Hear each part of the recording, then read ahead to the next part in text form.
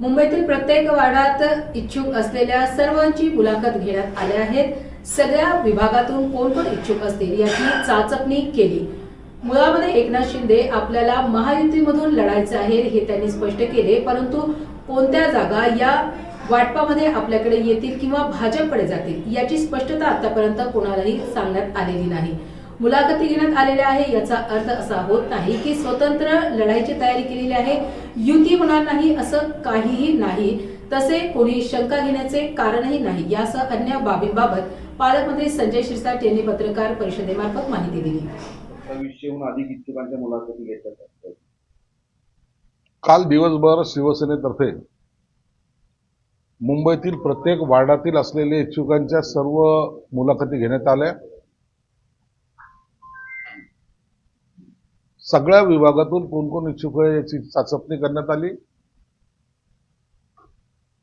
मुळामध्ये एकनाथ शिंदे साहेबांनी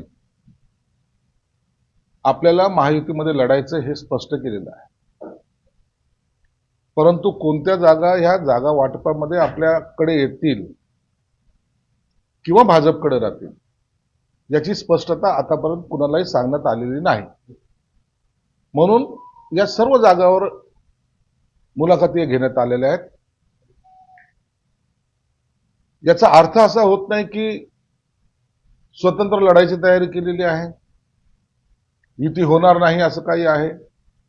तर तसं कोणतीही शंका घेण्याचं काहीही कारण नाही.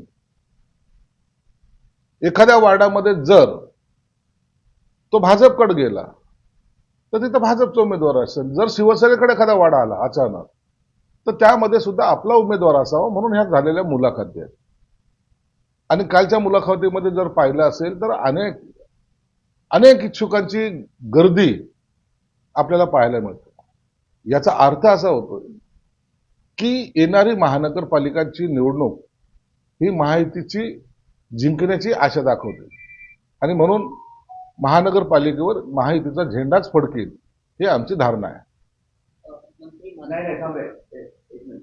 म्हणजे हे सुरू आहे पण 84 जागा सोडण्यावर भाजपकडून स्पष्टपणे नकार देण्यात आलेला आहे. 22 जागांसाठी मुलाखती घेत आहे आणि 84 जागा सोडणार नाही भाजपने स्पष्ट सांगितलं. तोडगा निघणार कसा? तर 31 जागा मागितलेल्या हे स्पष्ट वगैरे काही सांगितलेलं नाहीये, अधिकृतपणे ही कोणती बातमी नाहीये. ज्या काही जागेचा तोडगा झालेला आहे, ज्या जागा आता लढवायच्या त्या वेगळ्या काढल्या गेलेल्या आहेत. राहिलेले 84 जागा ज्या आहेत त्याच्यावर आणखीन युतीची बोलणी होणार आहे. ही पहिली फेरी जी झालेली आहे या फेरीमधल्या ह्या झालेल्या ज्याच्यामध्ये कोणतंही डिस्प्यूट नाही अशा जागा वेगळ्या काढलेल्या आहेत आणि उर्वरित जागेवर पुन्हा शिवसेना भाजपची बोलणी होणार आहे. म्हणून हा अंतिम चर्चेची फेरी संपली की काय असं जे चित्र आहे तसं चित्र कोणतंही नाही. पुन्हा देवेंद्र फडणवीस साहेब असेल, एकनाथ शिंदे साहेब असतील आणि यांचे सरांचे सहकारी असतील हे बसून या युतीवर चर्चा करणार आहेत. नाही असं नाही. ही महानगरपालिकेच्या सर्वीकडेच महाराष्ट्रातच ह्या ज्या निवडणुका आहेत या कार्यकर्त्यांच्या आहेत आणि कार्यकर्त्याला न्याय देण्यासाठी प्रत्येक पक्षाचा नेता आपल्यातर्फे आग्रही असतो. कार्यकर्ता हा दुरावू नये किंवा कार्यकर्ता दूर जाऊ नये, त्याच्यावर अन्याय होऊ नये ही भूमिका प्रत्येक पक्षाची आहे. आणि म्हणून या निवडणुकीमध्ये काही ठिकाणी थोडे बहुत नाराजीचा तुम्हाला स्वरूप पाहायला मिळतो, परंतु आम्ही सर्वजण मिळून ती नाराजी सुद्धा दूर करायचा प्रयत्न करू.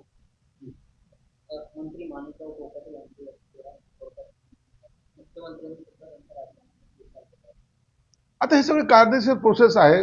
राजीनामा स्वीकारला तर हायकोर्टात काय होईल हे थोड्या वेळात आपल्याला कळेल. म्हणून आता त्याच्यावर मला वाटतं आता चर्चा किंवा त्याच्यावर आणखीन काही कॉमेंट्स करावं असं नाही.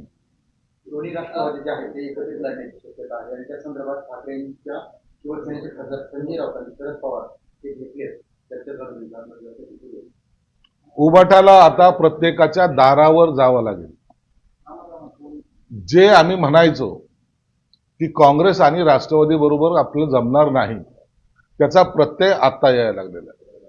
काँग्रेसने पहिली साथ सोडली, शरद पवार साथ सोडायच्या मनस्थितीत आहेत आणि म्हणून आता अकेला चलो रे हे न होता त्यांनी मनसेबरोबर युती करण्याचा प्रयत्न केलेला आहे. ज्यांची पालखी घेऊन उभाटा जात होतं, नाचत होतं, ज्यांना त्यांच्या मुखपत्रामध्ये फ्रंट पेजच्या बातम्या म्हणून त्याला ज्यांना दाखवत होतं त्यांनीच आता यांची साथ सोडलेली आहे. मला वाटतं उभाटाला आता दुसरा कोणताही पर्याय नाही.